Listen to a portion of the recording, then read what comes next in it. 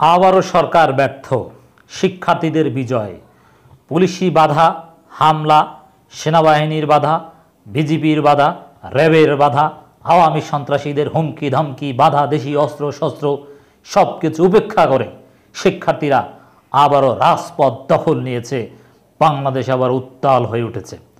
দর্শক, আপনারা জানেন আজকের কর্মসূচি ব্যতিক্রমী কর্মসূচি, ক্রিয়েটিভ কর্মসূচি, মার্চ ফর জাস্টিস। সরকার ভুল করে, নাটক করে, প্রহসন করে আন্দোলনকে আরও ত্বরান্বিত করেছে। এই পরিস্থিতিতে বাংলাদেশ আবার উত্তাল। বরিশালে সাধারণ নিরীহ শিক্ষার্থীদের উপর নৃশংস হামলা চালিয়েছে পুলিশ, খুলনায় নৃশংস হামলা চালিয়েছে, ঠাকুরগাঁওয়ে শিক্ষার্থীদের উপর নৃশংস হামলা চালিয়েছে, ঢাকা বিশ্ববিদ্যালয় শিক্ষিকার উপর হামলা চালিয়েছে, শিক্ষার্থীদের উপর হামলা চালিয়েছে, গ্রেপ্তার করেছে। সারা দেশব্যাপী আজকে উত্তাল পরিস্থিতি, কিন্তু ঠেকাতে পারেনি বীর চট্টলার বীর পুরুষেরা। চট্টগ্রাম আদালত ভবনের সামনে অবস্থান নিয়েছে। লোকে লোকারণ্য, গণজোয়ার কোনোভাবেই ঠেকাতে পারেনি। সরকার সর্বশক্তি প্রয়োগ করেছে শিক্ষার্থীদের এই মার্চ ফর জাস্টিস বন্ধ করার জন্যে। বিভিন্ন পুলিশ কমিশনাররা ঘোষণা দিয়েছিলেন গতকাল, রাজপথে শিক্ষার্থীদেরকে দাঁড়াতে দেওয়া হবে না। শিক্ষার্থীরা দাঁড়িয়েছে। আজকের বিশেষ দিক, শিক্ষকরাও দাঁড়িয়েছে, সাংবাদিক সমাজ দাঁড়িয়েছে, আইনজীবীরা দাঁড়িয়েছে। সরকারের কোনো চেষ্টায় কাজ হচ্ছে না, সরকার ব্যর্থ। শিক্ষার্থীদের বিজয়, জনগণের বিজয়। অভূতপূর্ব দৃশ্য, এত গুলি, এত হত্যা, এত লাঠিচার্জ, এত নিহত, গণগ্রেপ্তার, ক্র্যাকডাউন, নারী পুরুষ দল মত ধর্ম বর্ণ নির্বিশেষে গ্রেপ্তার করছে। তারপরও আন্দোলনকে একটু দমাতে পারছে না, বরং দিন যত যাচ্ছে আন্দোলন অগ্নিস্ফুলিঙ্গের মতো দেশব্যাপী ছড়িয়ে পড়ছে।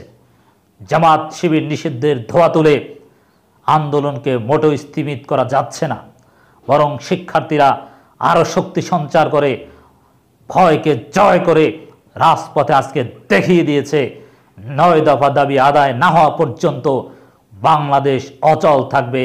সরকার স্বাভাবিকভাবে দেশ চালাতে পারবে না। অতএব সরকারের সামনে রাস্তা একটাই, যদিও এখন যে ভুলগুলো করছে তাতে সেই রাস্তা বন্ধ হয়ে যাচ্ছে।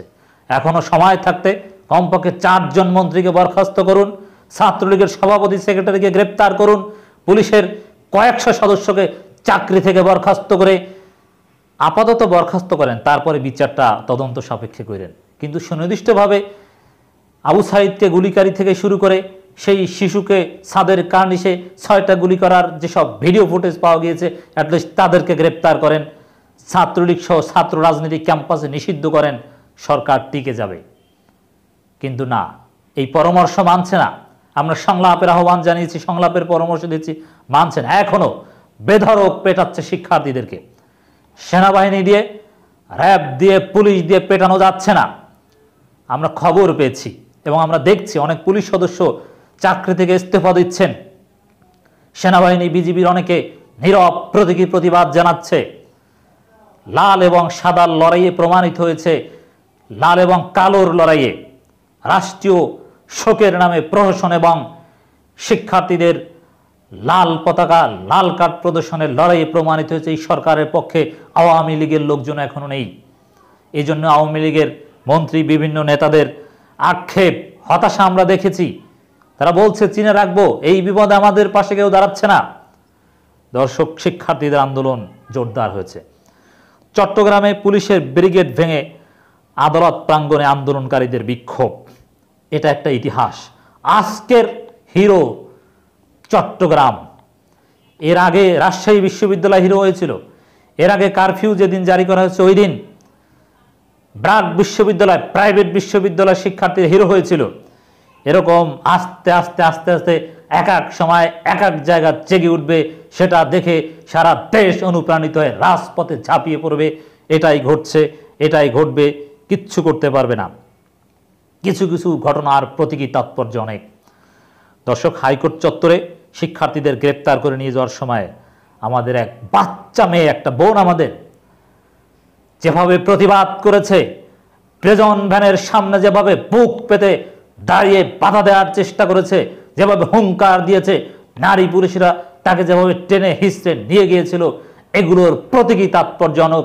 এগুলো দেখে আরো লক্ষ মা বোনেরা প্রতিজ্ঞা করছে তারাও প্রয়োজনে রাজপথে নামবে। এগুলোর প্রতীকী তাৎপর্য, এগুলো ঘটছে। আমাদের মায়েরা, আমাদের বোনেরা, আমাদের ছেলেরা, মেয়েরা, আমাদের সন্তানেরা এই আওয়ামী পুলিশের বর্বরতার ভয়কে জয় করেছে। ময়মনসিংহে উত্তাল। দর্শক, আজকের কর্মসূচিতে ব্যাপক সংখ্যক শিক্ষার্থী ভয়কে জয় করে ময়মনসিংহ উত্তাল করে রেখেছে। কর্মসূচি সফল করেছে শান্তিপূর্ণভাবে। বুয়েটের শিক্ষকরা সারি বেঁধে তারা মার্চ ফর জাস্টিস পালন করেছেন, মুখে কাপড় লাল কাপড় বেঁধে। এখন লালের খেলা। আওয়ামী লীগের কালোকে কেউ গ্রহণ করছে না।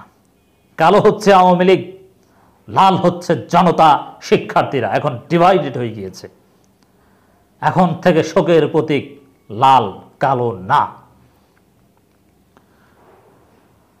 মার্চ ফর জাস্টিসে আজকে হাইকোর্টের সামনে যথেষ্ট উত্তেজনা ছিল।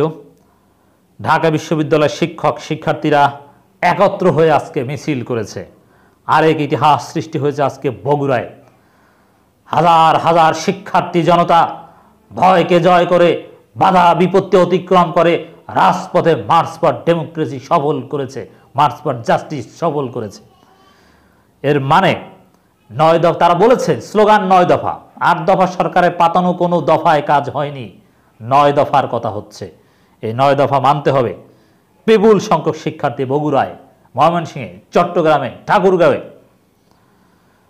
ময়মনসিংহের দৃশ্যটা ছিল চমৎকার। সিলেটে বিপুল সংখ্যক শিক্ষার্থীর অবস্থিতি এবং আন্দোলন আমরা দেখেছি, এবং বিভিন্ন জায়গায় হামলা, মামলা, গ্রেপ্তার, নির্যাতন, শিক্ষার্থীদের শান্তিপূর্ণ মার্চ ফর ডেমোক্রেসির উপর, মার্চ ফর জাস্টিসের উপর ভয়ানক নির্যাতন আজকে আমরা প্রত্যক্ষ করেছি। যত নির্যাতন করবে, যত বাধা দিবে, আন্দোলনের গতি তত বাড়বে। আমরা সেটাই দেখছি। পরিস্থিতি সেদিকেই যাচ্ছে। এখন পর্যন্ত পরিস্থিতি সেটাই বলছে। দর্শক, আজকে যা ঘটেছে, শিক্ষার্থীদের যে জাগরণ, যে লোকারণ্য, গণজোয়ার, এটা পরিস্থিতির নতুন মোড় বলা যায়, এবং শিক্ষার্থীদের নতুন চমক।